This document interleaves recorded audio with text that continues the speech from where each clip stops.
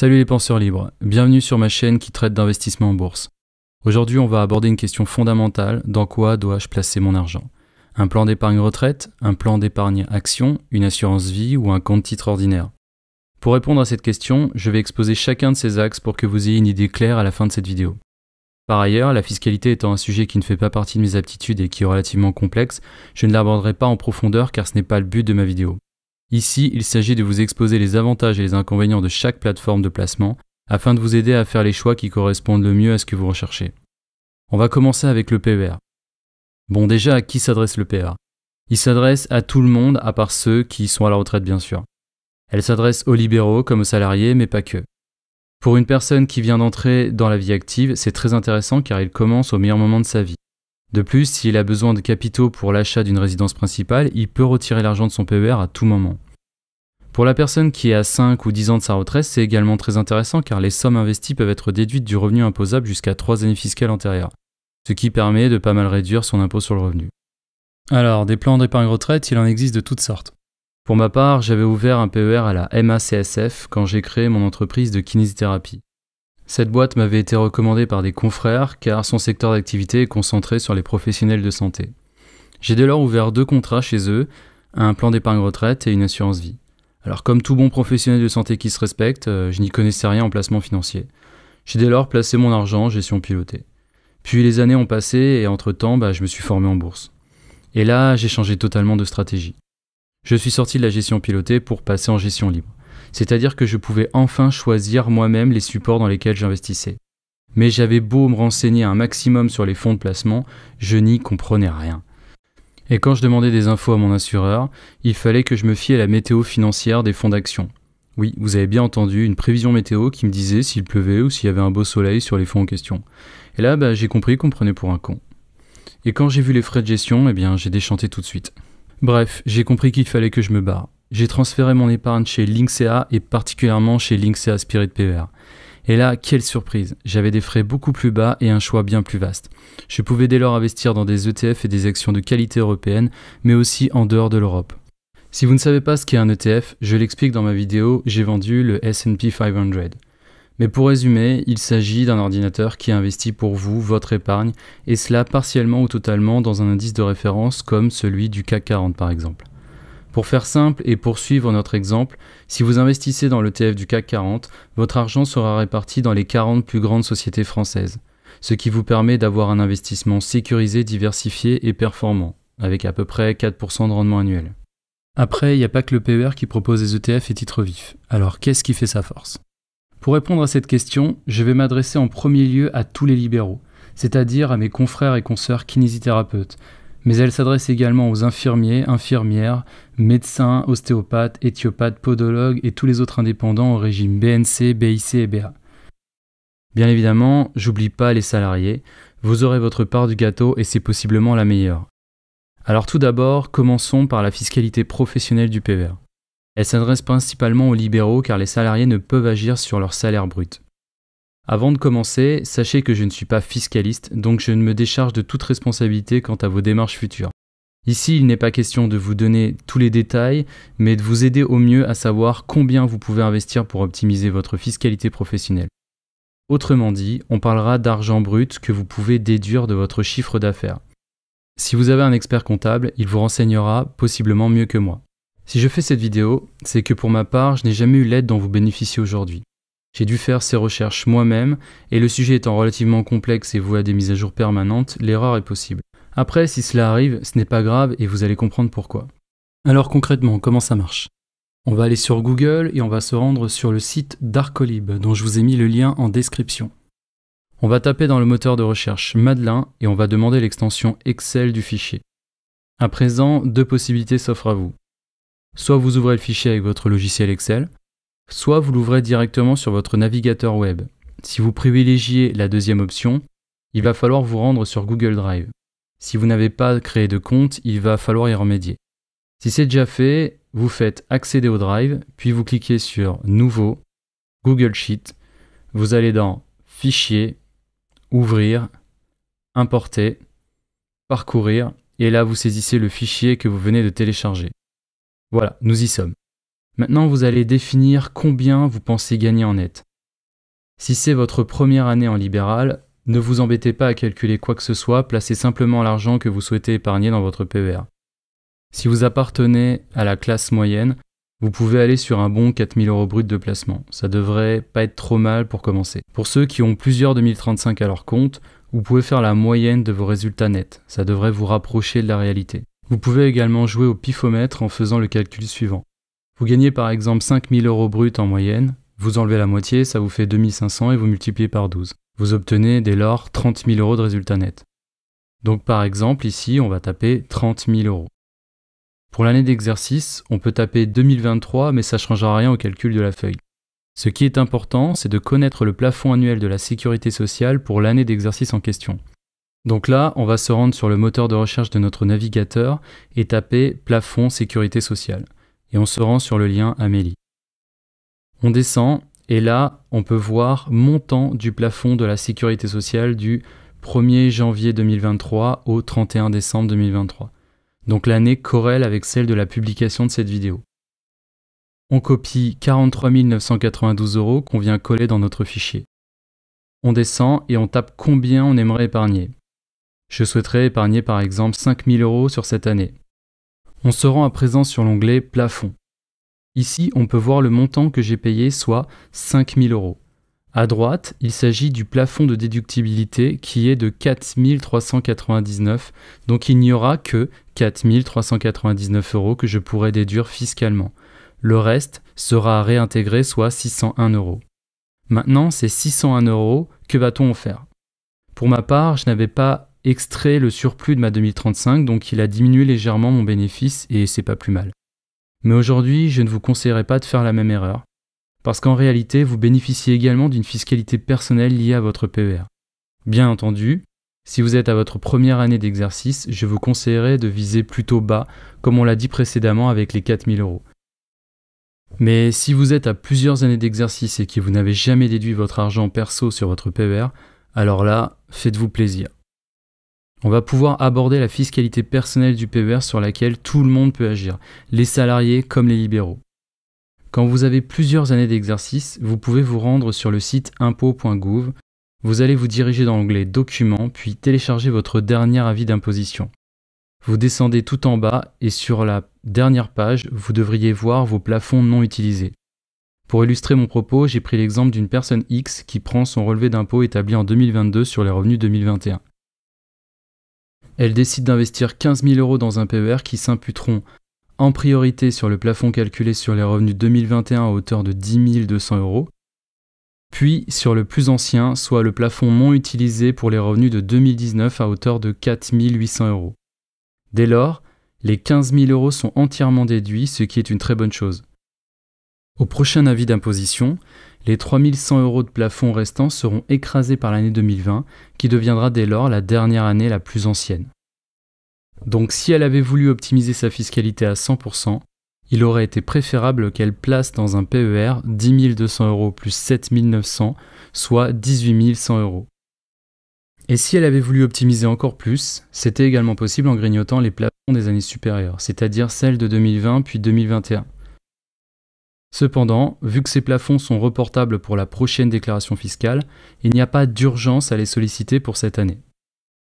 Pour les libéraux, si vous avez investi votre argent brut dans un PER pour l'année 2022, les impôts vous le prélèveront sur le plafond calculé sur les revenus de 2022. La déclaration des versements déductibles s'effectue dans la rubrique « Charges déductibles ». Ainsi, vous déduirez le montant déductible pro dans la case 6QS et le montant déductible perso dans la case 6NS. Alors pour l'exemple du libéral qui fait sa déclaration d'impôt 2022, s'il avait investi 12 000 € dans son PER cette année et que seulement 4 000 € bruts étaient déductibles pour sa 2035, il déclare 4 000 € bruts à titre pro en case 6QS. Il lui reste dès lors 12 000 moins 4 000, donc 8 000 € à déduire. Les impôts prélèveront par la suite au même titre qu'un salarié dans cet ordre-ci.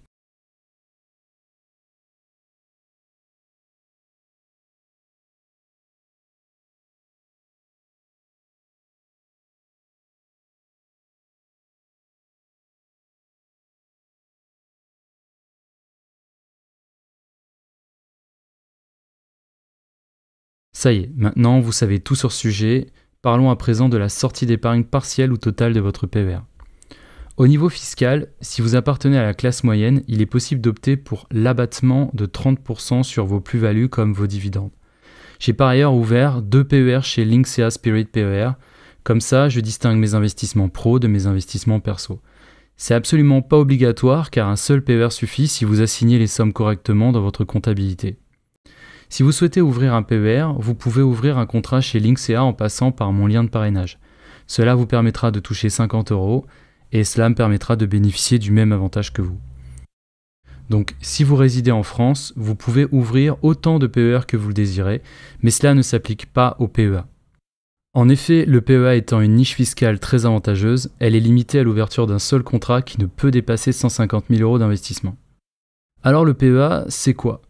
Le PEA est l'acronyme du plan épargne-action. Vous pouvez investir dans des actions ou des ETF européens uniquement.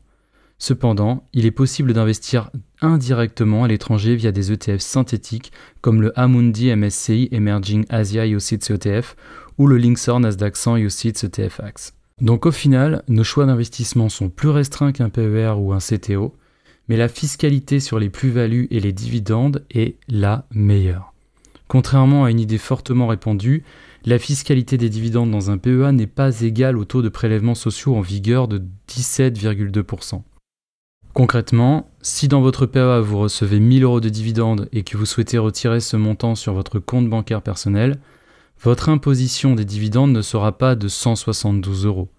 Cependant, pour un PER, les 30% d'abattement s'appliquent directement, donc on paiera bien 300 €.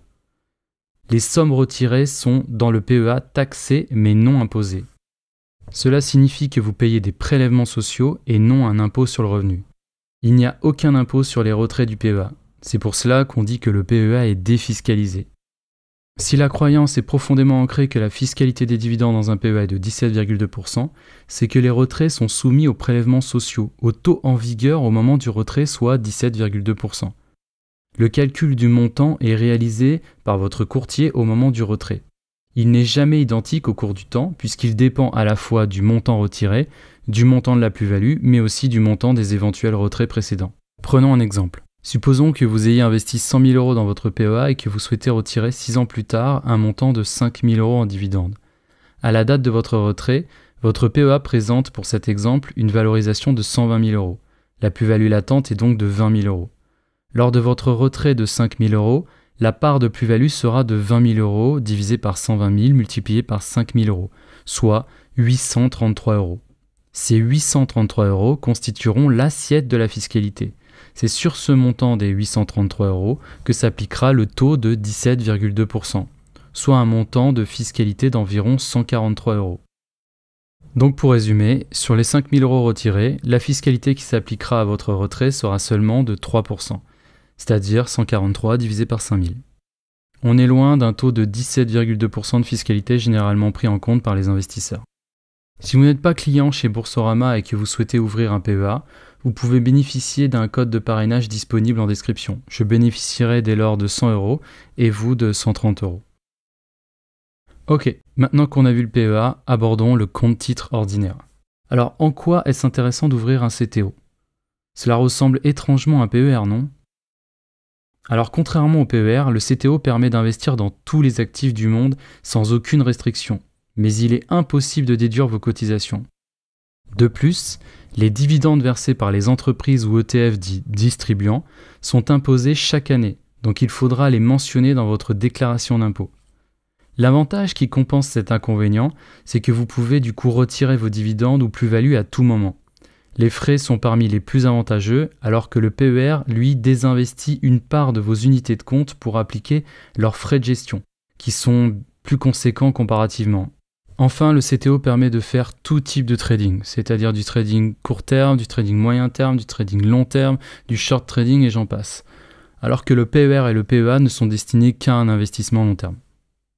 Donc comme vous pouvez le voir, je vous ai fait un tableau résumé des avantages et des inconvénients de chaque plateforme d'investissement. Le PER est la seule plateforme sur laquelle vous allez pouvoir déduire vos cotisations. Le PEA ne subit aucune imposition, si ce n'est les 17,2% de prélèvements sociaux sur l'assiette fiscale. En ce qui concerne les frais de gestion, on va dire frais de gestion, frais courants, ça va être le PER qui va être le plus désavantageux. Au niveau des frais par rapport à l'achat-vente, eh bien là, cette fois-ci, les frais vont s'appliquer sur le PEA et le compte titre ordinaire, à savoir que le compte titre ordinaire aura les frais les plus bas. Au niveau de la fiscalité des dividendes, ça va être le PEA qui va être le plus intéressant. Au niveau du choix d'investissement, forcément, c'est le compte titre qui est en première position. On aura ensuite le PER, puis le PEA. Et enfin, pour débloquer son argent, eh bien, le meilleur, ça va être forcément le compte titre. Après, ça sera le PEA et on finira par le PER. Comme vous pouvez le voir, chaque contrat a ses avantages et ses inconvénients. C'est pourquoi j'ai ouvert les trois. Maintenant, reste à savoir comment les optimiser au mieux. Pour cela, je vous ai créé un histogramme qui est disponible en description au nom de plan d'action. Il vous permettra de savoir quelle plateforme d'investissement choisir en fonction des actions que je vous présente sur ma chaîne, mais aussi en fonction de votre profil fiscal et de votre profil d'investisseur ou d'investisseuse. Bien sûr, vous pouvez vous renseigner auprès d'un autre investisseur ou simplement faire vos recherches vous-même, mais cela vous rendra la tâche plus chronophage. Alors, imaginons qu'une action de grande qualité se présente, c'est-à-dire que vous avez fait vos recherches ou vous vous êtes appuyé sur les vidéos de ma chaîne. Commençons avec un premier exemple. Depuis que j'ai publié la vidéo Investir dans The Home Depot, c'est-à-dire le 21 mai 2023, l'action a grimpé de 12%. Vous vous demandez s'il est encore temps d'acheter. Ayant estimé le prix juste à 358 $, c'est-à-dire 325 € à l'heure où je tourne cette vidéo, l'action s'échange actuellement à 326 $, soit une réduction de moins 9%. Donc, grâce à notre histogramme, je vois qu'une action se présente. Première question qu'on se pose, est-elle éligible au PEA? Eh bien non, vu que c'est une action américaine. La deuxième question, est-elle éligible au PER? Pour cela, vous pouvez vous rendre sur le site Linksea, titre vif PER, dont le lien est dans la description. Puis vous tapez Home Depot. Et là, comme par magie, vous allez le trouver. Donc oui, elle est bien éligible au PER. La troisième question à se poser, est-ce que j'appartiens à ces régimes fiscaux, c'est-à-dire BNC, BIC ou BA? Si oui, je suis en mesure de déduire une partie de mon chiffre d'affaires dans mon PER à titre professionnel. Si je n'appartiens pas à ce régime fiscal ou que mon plafond PER Pro est atteint, alors je peux me rabattre sur la fiscalité personnelle du PER. Je pourrais dès lors consulter mes plafonds non utilisés du PER sur l'avant-dernière ou la dernière page de mon dernier avis d'imposition. Vous remarquez que vous êtes en mesure de déduire de l'épargne, donc vous pouvez acheter l'action Home Depot en âme et conscience. Prenons cette fois-ci un deuxième exemple. Depuis que j'ai publié la vidéo Investir dans Alibaba Group, c'est-à-dire le 3 juillet 2023, l'action a grimpé de 15%. Vous vous demandez s'il est encore temps d'acheter. Ayant estimé le prix juste à 300 $, c'est-à-dire 272 € à l'heure où je tourne cette vidéo, l'action s'échange actuellement à 97 $, soit une réduction de moins 68%. Donc grâce à notre histogramme, je vois qu'une action se présente. Première question qu'on se pose, est-elle éligible au PEA? Eh bien non, vu que c'est une action chinoise. La deuxième question, est-elle éligible au PER? Vous vous rendez sur le site Linksea, titre vif PER, et dans le moteur de recherche, vous tapez Alibaba. Rien n'apparaît, et par ailleurs, c'est plutôt une bonne nouvelle, car les courtiers Linksea ne veulent probablement pas que vous achetiez une action qu'ils considèrent comme imprévisible sur le long terme. Du coup, vous pouvez acheter cette action sur votre compte titre ordinaire. Prenons cette fois-ci un troisième et dernier exemple. Aucune action ne se présente, c'est-à-dire que depuis mes vidéos, les actions que j'ai proposées ne sont plus en réduction. Vous pouvez dès lors vous tourner vers un ETF dont la volatilité est plus maîtrisée. Là, je vous renvoie à ma vidéo J'ai vendu le S&P 500 pour que vous aiguisiez votre sens critique sur les ETF. Vous pouvez également jouer la carte de la patience qui est selon moi votre meilleur atout. De ce fait, vous placez de l'argent de côté sur votre PER en fonds euros ou sur votre PEA ou CTO en cash. Puis vous réitérez la lecture du plan d'action au mois suivant. Donc pour résumer, si vous avez un profil d'investissement long terme, eh bien je ne peux que vous recommander d'ouvrir ces 3 contrats en même temps et de suivre ce plan d'action qui ne devrait pas vous prendre plus de 5 minutes par mois. Voilà. Là, je crois qu'il y a certains qui doivent se dire moi j'ai une assurance vie, tu m'aurais pas oublié par hasard? Non, rassurez-vous, je vous ai pas oublié mes petits coquelicots et ma réponse va tenir en une phrase. L'assurance vie, c'est comme un PER sans l'avantage des déductions de cotisation. Donc raison pour laquelle je ne vous l'ai pas conseillé. Pour ma part, j'ai clôturé mon assurance vie et si vous en avez une, je vous invite à faire de même au plus vite. J'espère que ce contenu vous a plu. Si c'est le cas, partagez-le à votre entourage ou à vos collègues, vous pourriez leur rendre un grand service. Moi en attendant, je vous dis ciao.